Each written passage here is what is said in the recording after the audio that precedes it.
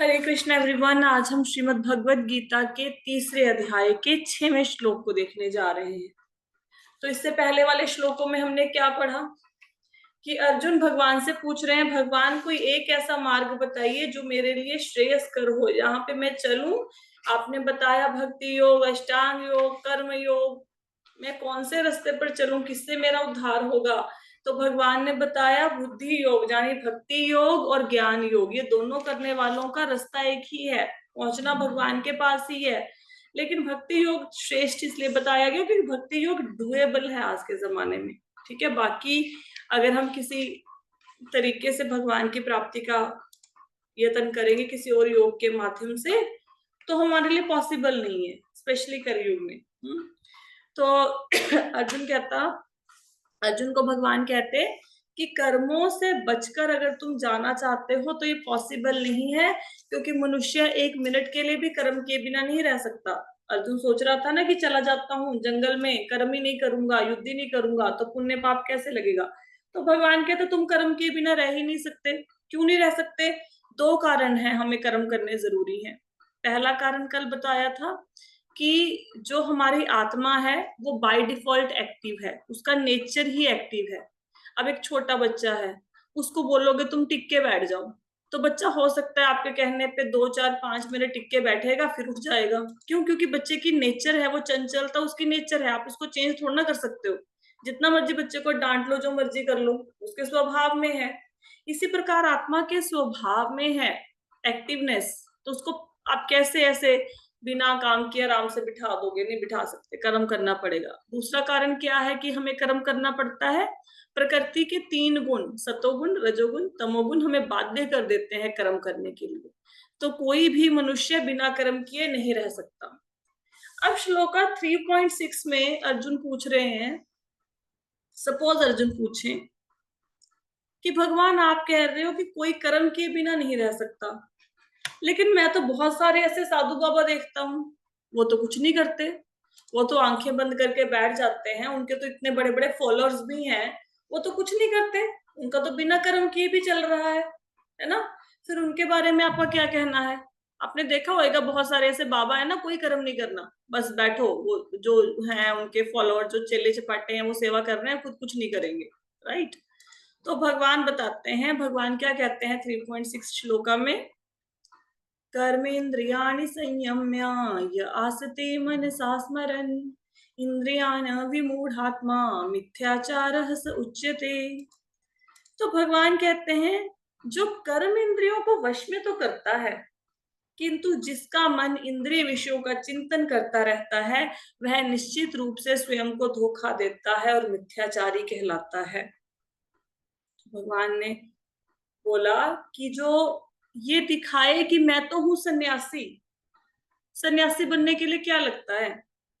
जैसे अमोघ लीला प्रभु जी कहते हैं ना कि क्या बनता है भक्त बनने में, क्या लगेगा कि धोती कुर्ता खरीदो, पहन लो, कंठी माला पहन लो, तिलक लगा लो, बन गए भक्त, है ना? तो सन्यासी बनने का अर्थ ये नहीं है कि भगवा कपड़ा पहन लिया, बस बाल नहीं कटवाए, ऐसे जटाएं धारण कर ली और सन्यासी हो गया। सन्यासी ऐसे नहीं बना जाता। तो भगवान कहते जो भी मनुष्य बाहरी तौर पे तो प्रिटेंड करे कि मैं सन्यासी हूं, मेरे को कोई इंद्रिय विषयों से कोई आसक्ति नहीं है, सेंस ग्रेटिफिकेशन से मुझे कोई लेना देना नहीं है, मैं पूरी तरह से अनासक्त हूं, लेकिन मन में बैठकर भोगों के बारे में सोचे, मन में भावना है भोगों को भोगने की, लेकिन बाहरी तौर पे क्या प्रिटेंड कर रहे हैं कि हम तो विरक्त हैं, तो वो जो ऐसे इंसान है वो क्या है? मिथ्याचारी है, ढोंगी बाबा है सारे के सारे। तो यहाँ पे सबसे पहला वर्ड आया कर्मेंद्रियां। कर्मेंद्रियां क्या होती हैं? हमारी 2 प्रकार की कर्मेंद्रियां हैं। कौन सी? एक कर्मेंद्रियां और ज्ञानेंद्रिय। इंद्रियां 2 प्रकार की, ज्ञानेंद्रियां और कर्मेंद्रियां। इसको ध्यान से ना आप समझ लो, सुन लो, क्योंकि आप श्रीमद् भागवतम पढ़ेंगे, भगवत गीता पढ़ेंगे, इसमें बार बार कर्मेंद्रियां, ज्ञानेंद्रियां ये वर्ड आ जाएंगे। इंद्रियां तो हमें पता होना चाहिए इंद्रियां कौन सी हैं। 5 ज्ञानेंद्रियां जो हमने स्कूल टाइम में पढ़ी हुई हैं। ठीक है, आंख, कान, नाक, जीभ, त्वचा, ये पढ़ी है ना, स्कूल टाइम में भी पढ़ी थी। हमारे 5 सेंस ऑर्गन्स होते हैं, पढ़ा होगा, 2nd क्लास में आता है ये चैप्टर। तो 5 ज्ञानेंद्रिय ये क्या करती हैं, ये ज्ञान देती हैं। जैसे आपको हाथ, अब कोई आपके पास दूध का कप है, वो ठंडा है गर्म है, वो हाथ छू के बताएंगे। आपके सामने कोई भोजन रखा है, जीभ ज्ञान देगी कि ये कड़वा है, ये मीठा है। नाक से सूंघ के बताओगे आप कि ये फ्रेग्रेंस है या यहाँ से कोई दुर्गंध आ रही है। ठीक है। कान बताएंगे ना कि अच्छा म्यूजिक बज रहा है या कोई जनरेटर की आवाज दे रही है जो कानों के लिए बड़ा अनप्लेजेंट है। आंख बताएगी ना ये दृश्य सुंदर है, ये दृश्य खराब है। तो ये ज्ञान करवाती है, इनको ज्ञान इंद्रियां कहते हैं। इनसे ज्ञान होता है, ठंडा गरम कड़वा मीठा सुगंध दुर्गंध। ठीक है, अच्छा बुरा इसका ज्ञान देती है ज्ञान इंद्रियां। ठीक है। इसके बाद आता है कर्म इंद्रिय। अब कर्म इंद्रिय एक्चुअल में क्या काम करती हैं, ज्ञान नहीं देती। ठीक है। 5 हमारी है कर्म इंद्रियां। कौन सी? Speech, hands, legs, anus and genitals.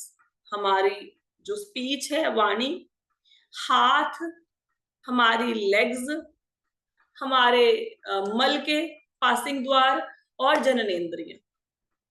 ठीक है, ये 5 हमारी कर्म इंद्रियां जो एक्चुअल में काम करती हैं। जैसे सपोज आंख ने बोला वो पड़ा है रसगुल्ला। ठीक है। अब आंख थोड़ा ना जाके चल के जाएगी और रसगुल्ला खा लेगी, पैर चल के लेके जाएंगे ना रसगुल्ले तक, हाथ जेब से पैसा निकाल लेंगे। और जीभ क्या है, जीभ काम कोई नहीं करेगी, जीभ स्वाद लेगी उसका। ठीक है। तो जो ज्ञान इंद्रियां हैं वो बोध करवाती हैं, ज्ञान देती हैं, और कर्म इंद्रियों से हम एक्चुअल में काम करते हैं। तो 2 प्रकार की इंद्रियां होगी। भगवान कह रहे हैं अगर कोई बाहरी तौर पे तो ये प्रिटेंड करे कि मैं साधु हूं, आंखें बंद कर लिया, बिल्कुल ध्यान समाधि में बैठ गए ऐसे समाधि की मुद्रा में, लेकिन मन में क्या सोच रहे हैं? मन में सोच रहे हैं विषयों के बारे में। कोई अच्छी स्त्री के बारे में सोच रहा है, कोई धन के बारे में सोच रहा है, कोई गाड़ी के बारे में सोच रहा है, लेकिन ऊपरी तौर पे भेष बना लिया, भगवान डाल लिया कि हम सन्यासी हैं। तो भगवान कहते हैं वो सन्यासी नहीं है, वो मिथ्याचारी है, ढोंगी बाबा है। तो कर्म इंद्रियों का चिंतन बाहरी तौर पे सिर्फ आंख को बंद करने से ऐसा नहीं है कि सेंसेस कंट्रोल होगी, मन से भी उसका चिंतन हटाना है, विषयों का चिंतन हटाना है। और जो ऐसा करता है वो खुद को धोखा देता है और जनता को भी धोखा देता है। अब इसको समझने के लिए ना एक स्टोरी से इसको समझते हैं। बहुत सुंदर स्टोरी है। स्टोरी क्या है? 2 भाई थे, पुराणों में ये कथा आती है। एक का नाम था तवृत, एक का नाम था सुवृत। तो जो त्वरित था और सुवृत थे, ये दोनों श्रीमद् भागवतम की कथा को सुनने के लिए घर से निकले। तो रास्ते में बड़े जोर की बारिश हो गई। बारिश हो गई तो इन्होंने देखा कहाँ जाएं, कहाँ पे आश्रय ढूंढे। तो इनको एक बहुत सुंदर घर मिला, और ये बारिश से बचने के लिए उस घर में एंटर कर गए दोनों भाई, त्वरित और सुरित। अब वहां पे देखा वो किसी वेश्या का घर था, वहां पे वेश्याओं का नाच गाना हो रहा था। अब सुवृत कहता है कि देखो भाई बारिश बहुत हो रही है बाहर, बाहर नहीं जाएंगे, थोड़ा बारिश रुक जाएगी फिर श्रीमद् भागवतम की कथा सुनने के लिए मंदिर में जाएंगे, तो यहीं पे बैठ के विश्राम करते हैं। त्वरित क्या कहता? त्वरित कहता नहीं, मैं तो जाऊंगा, श्रीमद् भागवतम की कथा हो रही है, मैं जाऊंगा और मैं तो सुन के आऊंगा कथा। तो वो बारिश में निकल गया, त्वरित निकल गया, त्वरित बैठ गया वेश्या के वो जो उनका जो भी था स्थान। अब जो वहां गया कथा में, उसने मन में क्या सोचा? त्वरित ने उसने सोचा कि ये क्या बोरिंग सा लेक्चर दे रहे हैं ये बाबा जी, इससे अच्छा तो वहां पे बैठता सुवृत के साथ और थोड़ा सा नाच गाना ही देख लेता। ऐसे ही मैंने यहाँ पे आके टाइम वेस्ट कर दिया। उधर ये त्वरित सोच रहा है जो गया मंदिर में। अब सुवृत क्या सोचता है?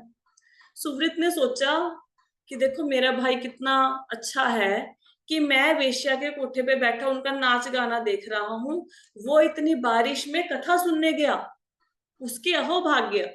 मैं कौन सा नमक था कि बारिश में घुल जाता, थोड़ी सी बारिश ही सहन करनी पड़ती थी, क्या फर्क पड़ता था, चला जाता। अब वो ये सोच रहा है। इतने में क्या हुआ, बारिश रुक गई। अब वेश्या वाला वेश्या के घर से निकल गया जो उस पे बैठा था सुवृत, और मंदिर वाला जो त्वरित था वो मंदिर से निकल गया, और दोनों आके एक जगह पे मिले। जैसे ही वो दोनों एक दूसरे से मिले, आसमान से बिजली गिरी और दोनों मर गए, दोनों की मृत्यु हो गई। अब यमदूत लेने के लिए आ गए। अब यमदूत, आप बताओ जो त्वरित था, जो मंदिर में बैठा था, उसको कहाँ लेके जाएंगे? स्वर्ग में या नरक में? नरक माता जी, नरक में। नरक में, है ना। तो त्वरित, हालांकि मंदिर में बैठ के, अब भाई त्वरित को उठा के ले गए वो नरक में लेके जाने के लिए, और स्वरित को कहते हाँ, त्वरित को कहते तू जाओ, जो वैश्या के कोठे पे बैठा था स्वरित, उसको कहते तुम्हें स्वर्ग लेके जाएंगे। वो कहते क्यों भाई, त्वरित कहता आप गलती कर रहे हो, मैं तो मंदिर गया था, आप मेरे को क्यों लेके जा रहे हो, वो बैठा था वैश्या के पास, उसको लेके जाओ। कहते भले ही तुम बैठे मंदिर में थे, लेकिन तुम ध्यान किसका कर रहे थे, तुम ध्यान तो वेश्या का कर रहे थे, नाच गाने का कर रहे थे। तुम्हारा भाई सुरित भले ही वेश्या के पास बैठा था, लेकिन वो ध्यान भगवान का कर रहा था, उसके मन में श्रीमद् भागवतम चल रही थी। तो इसी प्रकार बाहरी तौर पे हम क्या कर रहे हैं ये मैटर नहीं करता। अब कल एक प्रश्न आया था, मैं बीच में उस प्रश्न को ले लेती हूँ, हालांकि उसका बहुत ही सुंदर आंसर आपको नेक्स्ट श्लोक में मिल जाएगा। अब कोई इंसान ये कहे कि भाई हम तो गृहस्थी हैं, हमें घर में बहुत सारे काम करने होते हैं, जैसे कल फीमेल्स की एग्जांपल ली थी। अगर भगवान चाहते हैं कि मैं भक्ति करूं, फिर मुझे समय क्यों नहीं देते, फिर मेरे सिर के ऊपर इतनी रिस्पॉन्सिबिलिटीज क्यों डाल रखी हैं, फिर मुझे समय दे दे, हम भक्ति कर लेंगे, हम भी तो चाहते हैं हम भक्ति करें। तो इस प्रश्न का उत्तर आपको नेक्स्ट श्लोक में मिलेगा, अभी जो हम करने वाले हैं। ठीक है, ये बहुत सुंदर प्रश्न है। जो गृहस्थी लोग हैं उनके मन में ना बेसिकली एक बात आती है। बात क्या आती है कि भाई जैसे जो ब्रह्मचारी हैं, जो सन्यासी हैं, वो तो मंदिर में बैठ के भक्ति कर रहे हैं, उनको तो भगवान मिल जाएंगे, लेकिन हम तो अपने बिजनेस में, जॉब्स में, बच्चों में, अपने घर की रिस्पॉन्सिबिलिटीज में इतना फंसे हुए हैं, हमें भगवान कैसे मिलेंगे। तो ये श्लोका स्पेशली उन लोगों के लिए है जो नेक्स्ट श्लोका है। क्या कहते हैं भगवान, यस्तु इंद्रियाणि मनसा नियमारभतेर्जुन कर्मेन्द्रियः कर्म योगम असक्तः सवशिष्यते, असक्तः सवशिष्यते। तो भगवान कहते हैं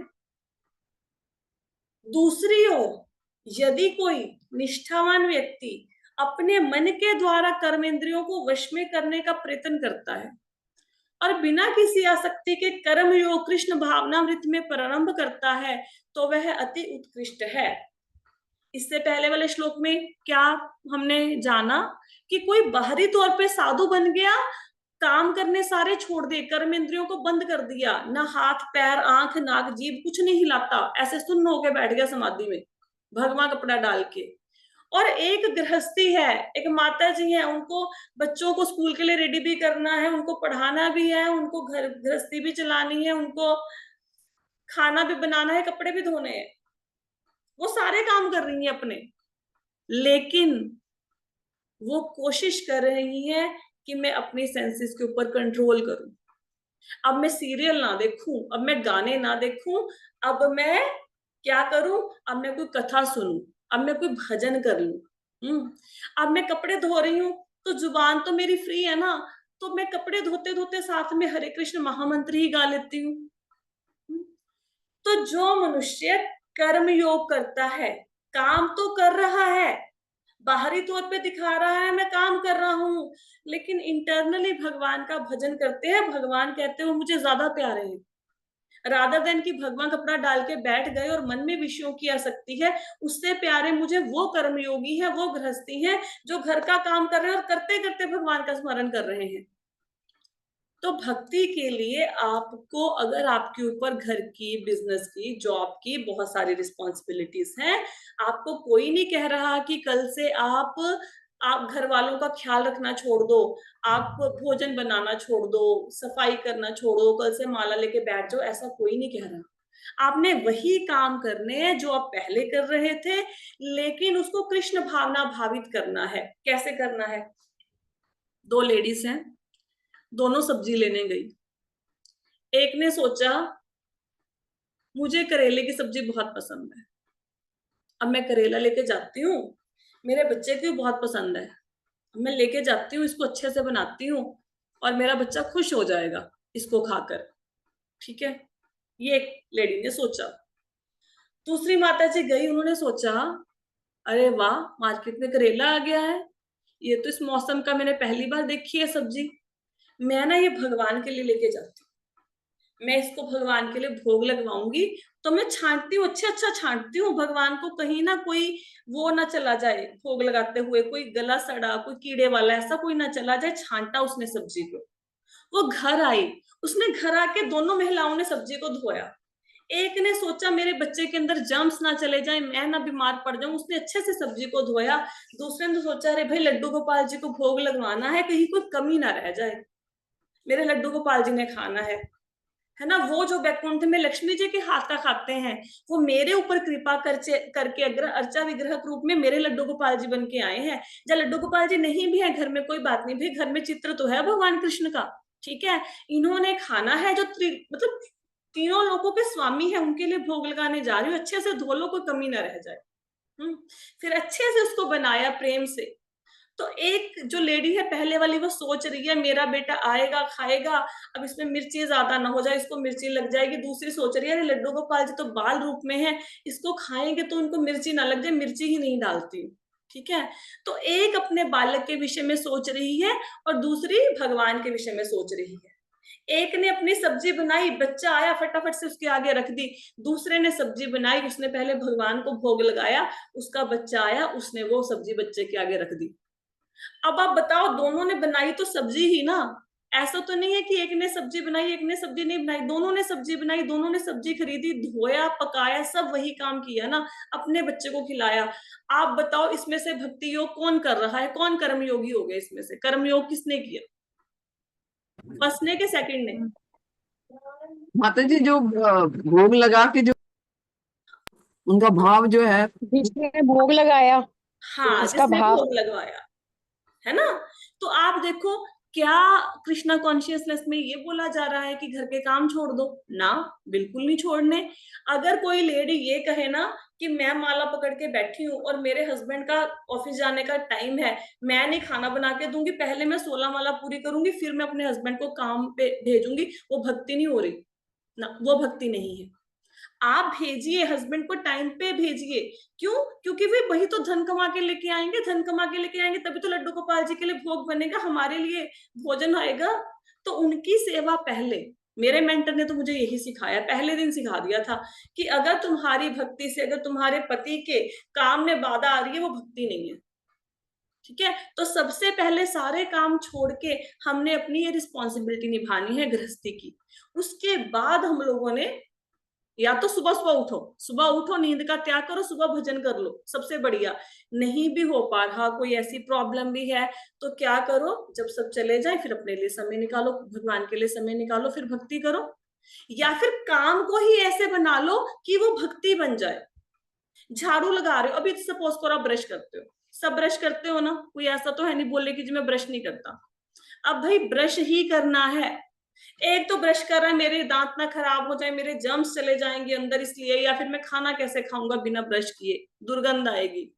दूसरा ब्रश क्यों कर रहा है कि जब मेरे मुख से हरे कृष्ण महामंत्र गाएंगे हम, हरे कृष्ण कृष्ण कृष्ण हरे हरे, हरे राम राम हरे हरे, तो क्या कहते हैं, राधा कृष्णा आपकी जुबान पे आकर डांस करते हैं, नाचते हैं वो। जब आप हरे कृष्ण महामंत्र गाते हैं तो भगवान जब मेरी टंग पे आके डांस करेंगे, तो ये टंग तो मेरी आसन हो गई ना भगवान का। तो मेरी टंग को क्या आपके घर में भगवान आएंगे, भगवान को गंदे आसन पे बिठाओगे? नहीं। तो पहले मैं मुख को साफ कर लेता हूँ, क्योंकि इस मुख पे अभी हरे कृष्णा मंत्र आने वाले, भगवान आने वाले हैं। तो भाई किया क्या, ब्रश ही किया ना, ब्रश किया, एक वो कर्मयोगी बन गया, उसने अपने ब्रश करने को भक्ति के साथ जोड़ दिया, भक्ति योग हो गया। एक के लिए वो दांतों की सफाई हो गई। वही काम करने हैं, काम नहीं छोड़ने, कृष्ण भावनामृत में कर्म करने हैं, वही काम, वही बच्चों को पढ़ाना है, वही सब्जी खरीदनी है, वही ट्यूशन पे छोड़ के आना है बच्चों को, वही आपने कपड़े धोने हैं, वही पोछा लगाना है, वही बिजनेस में जाना है, वही जॉब करनी है। एक बंदा बिजनेस में जा रहा है कि मैं इससे धन कमाऊंगा, इससे मैं बैंक बैलेंस बढ़ाऊंगा, मेरे बच्चों का फ्यूचर सिक्योर होगा।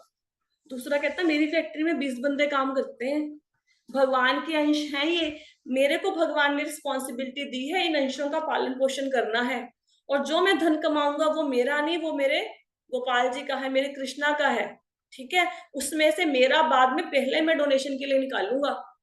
तो वही बात हो गई, एक ने भक्ति कर ली बिजनेस करते करते, एक ने सेंस ग्रेटिफिकेशन कर ली। अलग से कुछ नहीं करना भाई, वही काम करने हैं, सिर्फ भाव चेंज करना है, ठीक है। तो गृहस्थियों कैसे, देखो बहुत सुंदर लाइन है, detach house holder is much better than attach सन्यासी। भगवान ने कितना, हम लोग सोचते हैं ना हम गृहस्थी हैं हमें कृष्णा कैसे मिलेंगे, अरे भगवान आपसे बहुत प्रेम करते हैं। गृहस्थी से क्यों करते हैं मैं बताती हूँ। गृहस्थी ना दो प्रकार के, एक को बोलते हैं गृहस्थी, एक को बोलते हैं गृहमेधी। हमने गृहस्थी बनना है, हमने गृहमेधी नहीं बनना। गृहमेधी कौन होते हैं? सुबह उठाए, बेड टी पी ली, न्यूज़पेपर पढ़ लिया, नाश्ता कर लिया, नहा धो के तैयार हो गए, नाश्ता कर लिया, काम पे चले गए, वापस आ गए, नेटफ्लिक्स लगा ली, सैलरी आई खर्च कर दी, कुछ सेविंग करी, कुछ घर के ऊपर लौटा दी। ये होते हैं गृहमेधी। हमने गृहमेधी नहीं बनना, हम गृहस्थी हैं।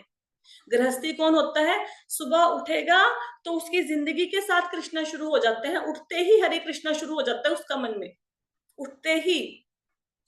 नहाए धोए, भगवान को प्रणाम किया, ठीक है, माला करी, भगवान को नमस्कार करके गए, भोग जो लगा हुआ वो प्रसाद खाया। अगर सैलरी आती है सबसे पहले भगवान के लिए अपना साइड पे निकाला, क्योंकि जो देखो चार होते हैं ना, कौन कौन? ब्रह्मचर्य, वान गृहस्थ, वानप्रस्थ और संन्यास, चार आश्रम होते हैं। तो चार आश्रम में आप ये देखो, ब्रह्मचारी तो काम नहीं कर सकता, वो तो भिक्षा मांगेगा गुरु के पास जाके। वानप्रस्थी काम कर सकता है? वानप्रस्थी तो बिल्कुल ही काम नहीं कर सकता, उसकी तो लाइफ इतनी स्ट्रगल वाली है। वानप्रस्थी की आप पढ़ोगे ना श्रीमद भागवतम के कौन से कैंटो में लिखा है ये, आई थिंक 11th कैंटो में शायद, तो उसमें वर्णन आएगा पूरा कि वानप्रस्थी की लाइफ कैसे होनी चाहिए। अगर ऊपर गर्मी पड़ रही है ना, उसको आग जला के उसके बीच में खड़ा होना है, ऊपर जून जुलाई की गर्मी में। अगर बारिश हो रही है तो बारिश के अंदर ही खड़ा रहना है, उसको गुफा या पेड़ के नीचे नहीं खड़ा रहना। तो ना वानप्रस्थी कमाएगा ना सन्यासी कमाएंगे। तो इन तीनों की रिस्पॉन्सिबिलिटी किसके ऊपर है बताइए? किसके ऊपर है इन तीनों की रिस्पॉन्सिबिलिटी? गृहस्थी के ऊपर इसकी रिस्पॉन्सिबिलिटी है, ठीक है। तो गृहस्थी ने इसकी रिस्पॉन्सिबिलिटी लेनी है। अब आप बोलेंगे अच्छा हम तीन तीन लोगों को पाले, हम तो अपना घर ही नहीं चला सकते। अरे भाई दुनिया में कितने के ब्रह्मचारी है, कितने सन्यासी हैं, कितने वानप्रस्थी हैं? मुट्ठी भर भी नहीं है, कुछ भी नहीं है। हमारी रिस्पॉन्सिबिलिटी है इनकी टेक केयर करना। हम इनकी टेक केयर क्यों करें? आपको बंदा बोले ये तो आराम से बैठे हैं मंदिर में, खा पी रहे हैं, हम इनका ख्याल क्यों रखें? हम इनका ख्याल इसलिए रखें क्योंकि ये फ्री में खा पी नहीं रहे। जब हमारा ये शरीर है ना, हमारे शरीर में कोई प्रॉब्लम आती है, हम डॉक्टर के पास जाते हैं, उनको फीस देते हैं। लेकिन जब हमारे मन में कोई प्रॉब्लम आती है, हमारा मन अशांत होता है, हमारा दिमाग खराब होता है, स्ट्रेस होता है, एंग्जाइटी होती है, तो कहाँ जाके शांति मिलती है हमें? जितनी मर्जी दवाइयां खा लो, मंदिर जाके, मंदिर में बैठिए, आपको ज्ञान की बात सुनिए, गीता भागवत सुनिए, आपकी टेंशन वैसे ही दूर हो जाएगी। भगवान से अच्छा कोई है आपका? साइकोलॉजिस्ट है कोई भगवान से अच्छा? कोई भी नहीं। तो ये जो ब्रह्मचरी है, वानप्रस्थी है, सन्यासी है, ये कौन है? ये हमारे बॉडी के सॉफ्टवेयर का ध्यान रखते हैं। हार्डवेयर का ध्यान डॉक्टर रखते हैं, सॉफ्टवेयर का ध्यान ये रखते हैं। तो हमारी रिस्पॉन्सिबिलिटी है इनको, इनकी टेक केयर करना। तो अपनी इनकम का कुछ भाग प्लीज डोनेट कीजिए, जरूर कीजिए। आपने डोनेशन की महानता को किसी ने भी अगर समझा है जरा सा भी, तो दूसरों को भी बताइए कि डोनेट, भगवान कभी आपका नहीं रखेंगे भाई, कभी नहीं रखते वो। कृष्णा वो लक्ष्मीपति हैं, उनको जरूरत नहीं है हमारे हमारे ये फल जो हम देते हैं, जब डोनेशन देते हैं या कुछ भी करें, उनको जरूरत नहीं है। वो हमारे चीजों को ग्रहण करते हैं। अब जैसे गंगा को हम लोग जल अर्पित करते हैं, तो गंगा में तो खुद ही इतना पानी है, तो जल अर्पित करने से क्या हो जाएगा? ये हमारा भाव है। आपने देखा है छोटा बच्चा कैसे समझेंगे इसे? आपका बर्थडे आता है, सपोज एक फादर है, उनका बर्थडे है, तो बच्चा क्या करता है? पॉकेट मनी में से निकालता है 20 रुपए, पापा के लिए पेन लेके आता है और पापा को देता है। पापा को खुशी नहीं मिलती? कितनी खुशी मिलती है। तो वो पैसे किसने दिए? पापा ने दिए। लेकिन फिर भी बच्चे ने दिया ना अपने पॉकेट मनी से 20, हो सकता है उसके पास 100 रुपए, उसने 20 रुपए पापा को दिए, लेकिन पापा खुश हो जाएंगे ना, और देंगे। अरे मेरे बेटे ने मेरे लिए 20 रुपए का पेन खरीदा, मैं इसको ऊपर पूरी दुनिया लुटा दूंगा। अरे भाई जब दुनिया का साधारण पिता इतना सोच रहा है, तो वो भगवान, वो लक्ष्मीपति, वो ना सोचेंगे हमारा? क्यों नहीं सोचेंगे? तो डोनेशन देना चाहिए, अपनी समर्था से ज्यादा दीजिए, समर्था के अकॉर्डिंग नहीं, समर्था से ज्यादा दीजिए। मैंने रथ यात्रा में, लास्ट ईयर रथ यात्रा माता में। जी छोटा सा क्वेश्चन था। हाँ माता जी। जी छोटा सा क्वेश्चन था। हाँ जी। जैसे आप कह रहे हो डोनेशन देना चाहिए, जरूर देना चाहिए, बट मैं एक पर्सनली क्वेश्चन पूछ रहा हूँ आपसे। मतलब कुछ डोनेशन हम देते हैं, बट लोग उसका गलत यूज करते हैं डोनेशन बिल्कुल। को।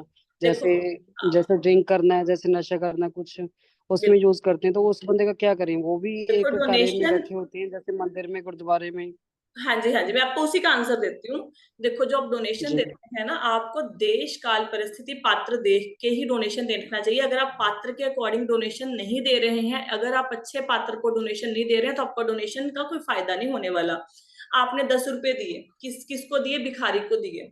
भिखारी ने क्या किया? 10 रुपए का इकट्ठा किया, शाम तक उसके पास 100 रुपये आया, उसने 100 रुपये इकट्ठा किया, उसने उसका ना एक दारू की बोतल खरीदी, उसने वो पी ली और घर जाके पत्नी को पीटा, तो आप उसके भागीदार हो गए उसके पाप के, क्योंकि आपने पैसा सप्लाई किया।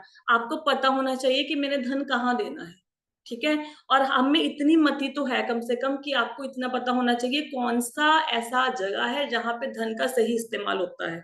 मैं कोई इस्कॉन का प्रचार नहीं कर रही हूँ, मैं सच्ची बता रही हूँ आपको। बट जिस मंदिर में जहां पे मैं डोनेशन देती हूँ, ठीक है, आप मतलब आप जाइए जनपद में, जैसे इस्कॉन लुधियाना में है, मैं कहती हूँ आपके धन का अगर 1 रुपया, 1 रुपया मैं गारंटी लेती हूँ, 1 रुपया उन्होंने गलत जगह पे लगा दिया ना, आई विल रिपे 10 टाइम्स। मतलब आपने 100 रुपया दिया मेरे से, आप 10,000 रुपया ले जाओ। मतलब वो एक एक पाई का हिसाब रखते हैं, एक एक पाई का। वो एक्चुअली उन लोगों ने पूरी जिंदगी समर्पित कर दी। जहां भगवान विष्णु का मंदिर बन रहा है, अब गौशाला बन रही है यहाँ पे, मतलब गौशाला भगवान को सबसे प्रिय कौन है? भगवान गोलोक वृंदावन में भी जिसको नहीं भूलते, कौन है वो? भूलते हैं सुरभि गाय। उन सुरभि गाय के लिए गौशाला बन रही है, क्यों नहीं डोनेशन देना? दीजिए जी, खोल के दीजिए। पात्र देख के देना है, आपको पता होना चाहिए कहाँ देना है। अब रथ यात्रा होती है, क्यों नहीं डोनेशन देते? देना चाहिए। जन्माष्टमी आती है, अरे हमारे बच्चे का बर्थडे होता है, आजकल 10,000 से कम कोई बर्थडे नहीं मनता, 5,000 रुपया तो कम से कम लग ही जाता है, केक नहीं आता 2,000 से कम का। भगवान का उत्सव है, क्या फर्क पड़ता है अगर हम 2,000 5,000 देंगे? नहीं समर्थ है, 200 रुपया भी नहीं दे सकते। और अपने लिए 2,000 का केक, भगवान के लिए 200 भी नहीं, गलत बात। आप हिम्मत कीजिए, आप देंगे, भगवान कमी नहीं आने देंगे। अच्छा आप एक बात बताइए, अगर सपोज आज आपने किसी को खाना खिलाया, किसी के पास आपने को बड़े प्रेम से बहुत अच्छा भोजन बना के, आपने किसी को भूख लगी थी, आपने उनको खिलाया। कल सपोज करो आपको भूख लगे, आपके घर में खाने के लिए कुछ ना हो, तो जिसको आपने खाना खिलाया, क्या वो आपको खाना खिलाएंगे कि नहीं खिलाएंगे? बताओ। खिलाएंगे जी। खिलाएंगे ना, ठीक है। तो जिस जी लड्डू जी। गोपाल जी को आप डेली फल दे रहे हो, फूल दे रहे हो, पत्र पुष्प पत्रम पुष्पम फलम तो ही अर्पित कर रहे हो, वो लड्डू गोपाल जी पहले समर्था देंगे, आपके घर में फल देंगे ताकि आप उनको अर्पित कर सको। तो दुनिया का अगर साधारण मनुष्य अपने परोपकार का बदला देता है, तो वो भगवान कृष्ण, भगवान विष्णु, लक्ष्मीपति क्यों हमें नहीं देंगे? वो देंगे, लेकिन सही पात्र को देना है, ठीक है। चलो श्लोका पे चलते हैं। आई डोंट नो, ठीक है। प्रश्न पूछा था, आपको आंसर मिल गया विशाल जी? जी माता जी। ठीक है। माता जी एक क्वेश्चन मेरा और था, मैंने आपको कल पूछा था, आपने कल आज पूछा था टाइम मेरे आया को, मैं था। इसी इसी प्रश्न में आपका, इसी श्लोकों में आपका आंसर मिल जाएगा, ठीक है, इन्हीं श्लोक में आ ओ, जाएगा आपका आंसर। जी जी जी। कहते हैं जब कोई संसार में शरीर से काम करता है किंतु मन भगवान में अनुरक्त रखता है, तो उसे कर्म योग समझना चाहिए। जब कोई शरीर को आध्यात्मिकता या भक्ति में लीन करता है किंतु मन को संसार में आसक्त रखता है, उसे पखंडी मानो। तो जिस माता जी का प्रश्न था, उन माता जी के ऊपर बहुत ज्यादा रिस्पॉन्सिबिलिटीज हैं। घर में किसी को कैंसर हो रखा है, बच्चे को बहुत बड़ी प्रॉब्लम है, बच्चा बड़ा है, उनको ब्रेन का कुछ इशू है। उन्होंने ये प्रश्न था कि भगवान समय दे। देखिए भगवान ने क्या बोला कि शरीर से तो आप काम कर रहे हो, शरीर से वही कर रहे हो, बर्तन कपड़े सफाइयां खाना बनाना वही कर रहे हो, लेकिन मन में हरे कृष्णा चल रहा है, तो आपका भक्ति हो गया, आपका कर्मयोग हो गया। लेकिन शरीर से माला लेके बैठ गए साइड पे, और मन में सोच रहे हैं कौन सी मूवी है, मैं कौन सी ड्रेस पहनूं, कौन सा सूट खरीदूं, तो फिर वो क्या हुआ? ठीक है, बाहरी तौर पे भगवान कपड़ा पहना, मन में विषयों को लगाया, तो भगवान ने आपको ऊपर कर दिया, सन्यासी से भी ऊपर बिठा दिया गृहस्थी को, लेकिन गृहस्थी को, ग्रह मेधी को नहीं, ठीक है। फिर क्या कहते हैं? कहते कर्म किसी को नहीं बांधता, कर्म नहीं बांधता, कर्म के फल की आसक्ति बांधती है। तो कर्म योग में मैंने आपको 4D बताए थे, याद है किसी को? 4Ds कर्म योग क्या होते हैं? 4D होते हैं। नहीं पता? ड्यूटी, डिवोशन, डिटैचमेंट, डेडिकेशन, कर्मयोग इन चारों को कहते हैं। काम करना है कृष्ण भावना भावित होकर। क्या कृष्ण भावना भावित होने का मतलब क्या है? जो मैंने बिजनेस की और सब्जी की आपको बनाने की एग्जांपल दे दी, भगवान को सेंटर में लाके। ड्यूटी करनी है, डिवोशन के साथ करनी है, डिटैचमेंट के साथ। बिजनेस करना है, उसमें प्रॉफिट हो लॉस हो हमारी कोई टेंशन नहीं, वो भगवान देखेंगे। डिटैचमेंट, फल के साथ आसक्ति नहीं होनी चाहिए, और डेडिकेशन के साथ। ऐसा नहीं कि भगवान का बिजनेस है तो खुद ही संभाल ले, मैं क्या करूं, ऐसे नहीं, डेडिकेशन भी होनी चाहिए। ठीक है, तो कर्म किसी को नहीं बांधते पाप पुण्य में। जब हम कर्मों के फल के साथ आसक्ति रखते हैं कि अब मैंने इतनी मेहनत करी, अब मैंने इतना लेक्चर दिया है, बहुत अच्छा लेक्चर हो गया, अब सब लोगों को मेरी वाहवाही करनी चाहिए, ये आसक्ति होगी। अब हमने, बोलने वाले ने बोल दिया, अब किसी को अच्छा लगा बुरा लगा, जो भगवान ने बुलवाया वो बोल दिया, आसक्ति नहीं। बिजनेस कर रहे हो, प्रॉफिट हो लॉस हो भगवान देखेंगे, क्योंकि वही असली मालिक है। ठीक है, हम तो एम्प्लॉई हैं। अब आपकी फैक्ट्री में जो लेबर काम कर रही है उसको थोड़ा ना फर्क पड़ता है कि मालिक को प्रॉफिट हो लॉस हो, उसको तो वही दिहाड़ी मिलनी है 2000-3000 की, और क्या मिलना है 500 रुपए की, है ना। लेकिन जो मालिक है उसको फर्क पड़ता है ना। यहाँ तो कृष्णा तो, वो तो लक्ष्मीपति, उनको क्या फर्क, वो तो राधिका रमन है, उनको तो हजारों लक्ष्मी उनकी सेवा करने के लिए बैठी है ऊपर। ठीक है, तो हम लोगों ने ये सोचना है बिजनेस मेरा नहीं है, बिजनेस भगवान का, खुद देखेंगे प्रॉफिट लॉस, बस मैंने 100% देना है। राइट, फल में आसक्ति नहीं रखनी। फल में आसक्ति रखोगे तो कर्म बांध लेगा आपको। आगे क्या कहते हैं, कर्म योगी की कर्म के फलों में कोई आसक्ति नहीं होती। दूसरी ओर पाखंडी सन्यासी जो कर्म से तो विरक्त रहता है परंतु आसक्ति का त्याग नहीं करता, वह कर्म के नियमों से बंध जाता है।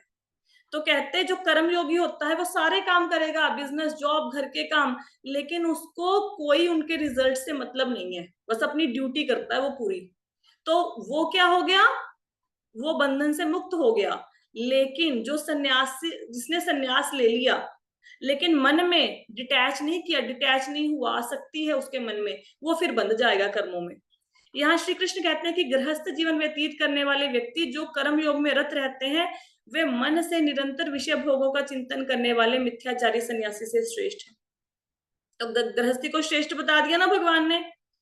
तो अभी कोई टेंशन तो नहीं है ना कि भगवान चाहते हैं हम भक्ति करें तो हमें टाइम क्यों नहीं देते।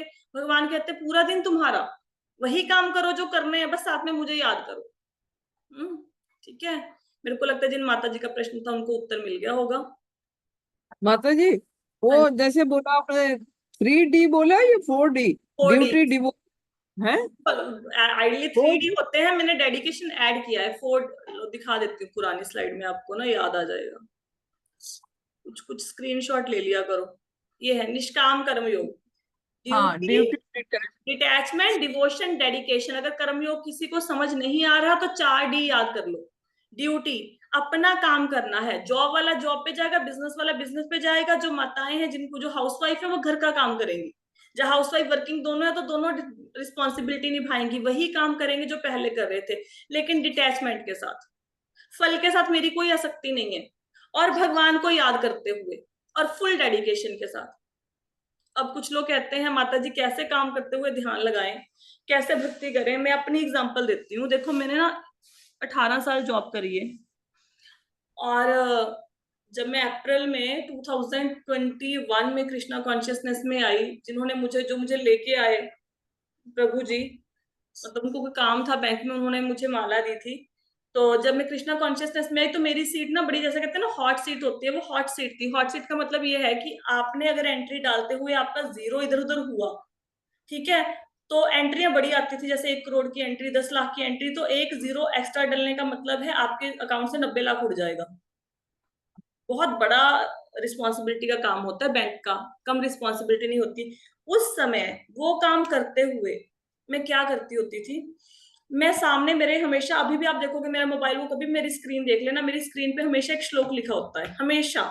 मेरे डेस्कटॉप पे भी लिखा होता है। अभी मैं आपको अगर इसको वो बंद करके दिखाऊं ना, मेरे डेस्कटॉप पे, आई होप सो कि अभी भी श्लोक का ही होगा। ये देखो, देख रहे हो आप, मम्मे वांशे जीव लोके जीव भूत सनातना मन षष्ठानि इंद्रियाणि प्रकृति स्थानि कर्षति। तो मेरे हमेशा डेस्कटॉप पे ना एक श्लोक होता है। तो मैं क्या करती हूँ, जब भी जैसे मैं लैपटॉप खोलूंगी, मैं अलग से श्लोक नहीं याद करती, जब भी मैं फोन उठाती हूँ श्लोक को पढ़ लेती हूँ, जब भी लैपटॉप खोलती हूँ श्लोक को पढ़ लेती हूँ। जब 15-20 बार पढ़ लेते हैं तो श्लोक याद हो जाता है। मैं अलग से कोई प्रयत्न नहीं करती इसको याद करने का। उतनी मतलब बैंक की वैसे रिस्पॉन्सिबिलिटी वाली सीट पे बैठ के भी मैं श्लोक, हमेशा मेरे सामने मोबाइल की स्क्रीन होती थी, मैं एंट्री भी डालती रहती थी, बीच बीच में श्लोक भी पढ़ लेती थी। अरे हरे कृष्णा तो मुंह में बोलना है ना, उसमें उसमें जॉब का क्या लेना देना है। अगर मैं कर सकती हूँ आप सब कर सकते हो, क्योंकि बैंकिंग से ज्यादा क्रिटिकल जॉब नहीं है। आप कोई भी काम कर रहे हो, कम से कम एक आधा 0 या कोई फर्क पड़ने से हिसाब किताब में आपकी जेब से पैसे नहीं जाएंगे. Anybody can do, anybody can come into Krishna consciousness, anybody can, right. आगे चलें. अभी तो श्लोक खत्म. अच्छा, मैंने एक क्वेश्चन ले लेती हूँ क्योंकि श्लोक तो इतना ही हो पाएगा. कल प्रश्न था कि भाई सब लोगों को तो पता नहीं, सब लोग जो अलग अलग पूजा करते हैं, जिसकी भी सपोज देवी देवताओं की पूजा करते हैं, किसी भी की करते हैं, तो क्या करना चाहिए. विशाल जी, आपका ये प्रश्न था ना प्रभु जी. जी माता जी. जी. देखिए प्रभु जी, अब पूरी दुनिया ड्रिंक कर रही है, उसके ऊपर लिखा भी हुआ है कि शराब पीना सेहत के लिए हानिकारक है. अब हम लोग सबको समझा सकते हैं, लेकिन किसी के हाथ से बोतल छीन के गिरा नहीं सकते. ठीक है, तो सबसे पहले हमने अपनी रिस्पॉन्सिबिलिटी लेनी है. दुनिया क्या कर रही है उसको साइड पे छोड़ दो, दुनिया कुछ भी करेगी, आप अपनी रिस्पॉन्सिबिलिटी लो, आप कृष्णा कॉन्शियसनेस में आओ. जब आप कृष्णा कॉन्शियसनेस में आएंगे, ये बात हमेशा याद रखना, आपकी फैमिली आज नहीं तो कल बाय डिफॉल्ट कृष्णा कॉन्शियसनेस में आ जाएगी. जब आपकी फैमिली आ गई, इसका मतलब क्या है, आपके साथ 4 बंदे और कृष्णा कॉन्शियसनेस में आ गए. अब जो आपकी फैमिली है, जब आप हो, आपको देख के हो सकता है आपके फ्रेंड सर्कल में 10 बंदे हो, 10 आपसे इन्फ्लुएंस ना हो, लेकिन 2 बंदे होंगे जो आपके आचार व्यवहार से देख के आपको, कि आप हमेशा प्रसन्न रहते हैं, आप मंदिर जाना शुरू कर दिया, आपने गीता पढ़नी शुरू कर दी, आपके मन को शांति है, आपको देख के वो भी कृष्णा कॉन्शियसनेस में आ जाएंगे. तो आप अपना आचरण सुधार लो, आप भगवान कृष्ण की भक्ति में आ जाओ, आपके साथ 100 बंदे अपने आप आ जाए, उससे भी ज्यादा आ जाएंगे. अपनी रिस्पॉन्सिबिलिटी लीजिए, दुनिया तो बहुत कुछ करती है.